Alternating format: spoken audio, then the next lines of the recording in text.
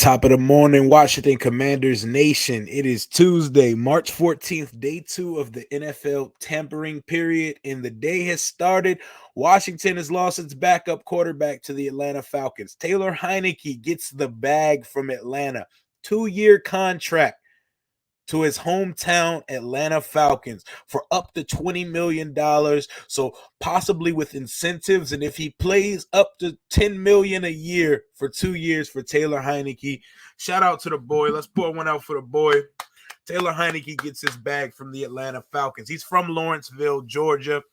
All they got on that roster to compete with him right now is Desmond Ridder. Could be getting a young guy in the draft.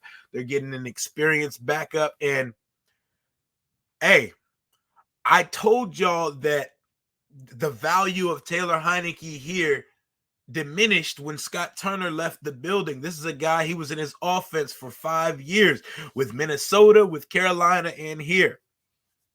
I loved what he brought to this team. The personality, the charisma, the story. The story is one you will never forget. This is a guy who was out of the league on his sister's couch taking up classes at ODU.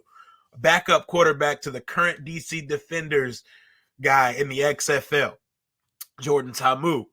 This is a guy who came in as a COVID emergency quarterback, took the fan base in the world by storm when he showed up in a playoff game against the GOAT Tom Brady the year that they won the Super Bowl for the Buccaneers. Came in and electrified us, diving at pylons. We're like, who the hell is this kid? He came in on a short emergency notice and looked like he belonged here. And he showed he did belong in the NFL. People that watch this channel may think I'm a hater of Taylor Heinicke. I'm not a hater of Taylor Heinicke. I like Taylor Heinicke. I like him as a backup. I like his personality. He's cool as shit. Taylor Heinicke is the type of person you want to go kick it and have a beer with.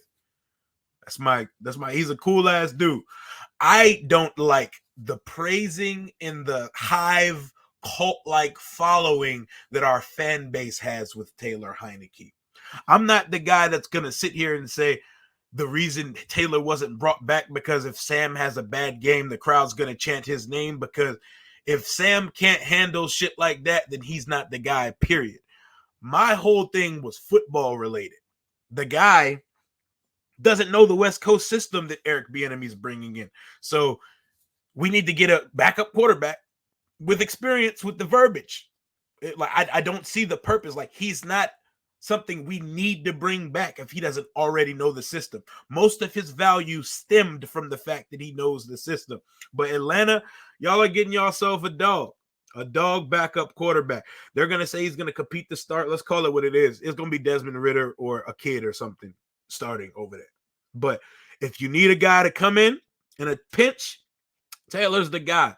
The thing with backup quarterbacks is fans' favorite player is the backup quarterback if your quarterback's not a star.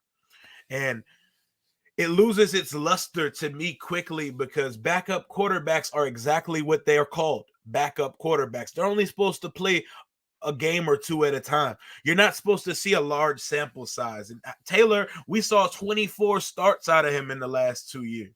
And he had his moments, but at the same time, the league catches up to you real fast. They get that tape out on you. And when you're not supposed to be a starting quarterback, it's revealed. But 12, 11, and 1, his time here as a starter, 32 touchdowns to 21 interceptions. Not the greatest numbers, but they're amazing for him considering he was not supposed to be in the league as a guy who went undrafted in 2015, 7 years later getting a shot. That's amazing numbers for him. He kept us in the games each week. He kept us competitive, and he almost earned us a playoff berth this year before things collapsed in December and officially were put in the ground when Carson started versus the Cleveland Browns. I appreciate you, Taylor Heinicke, and I wish you the best of luck in your endeavors with the Atlanta Falcons, which now opens up the Sam Howell Show in DC. It is the Sam Howell Show. There will not be really any competition. It's all a matter of what veteran is going to be brought in to mentor, groom, and hold the Microsoft Surface Pro. That's what we're waiting to find out at this point. Are we looking at Marcus Mariota? Is it going to be like a quarterback swap between Atlanta and Washington? We get their starter from last year to come in and, put it in quotes and bunny ears, compete with Sam Howell. Marcus Mariota fits that billing. He's mobile as well. Not the greatest thrower, but he's mobile. Jacoby Brissett's not mobile, but Jacoby Brissett checks the boxes for what I'm looking for as a backup. To be perfectly honest, we're giving this kid a shot to be the guy. Go give me a backup that doesn't inspire. I don't need a backup that inspires the fan base. I need a backup to hold the Microsoft Surface Pro. And if emergency calls for him to step on the field, won't throw up on himself. Go give me a Jag. Go give me a Theodore Bridgewater. Jacoby Brissett. Andy Dalton might be a little expensive, but Andy Dalton's perfect.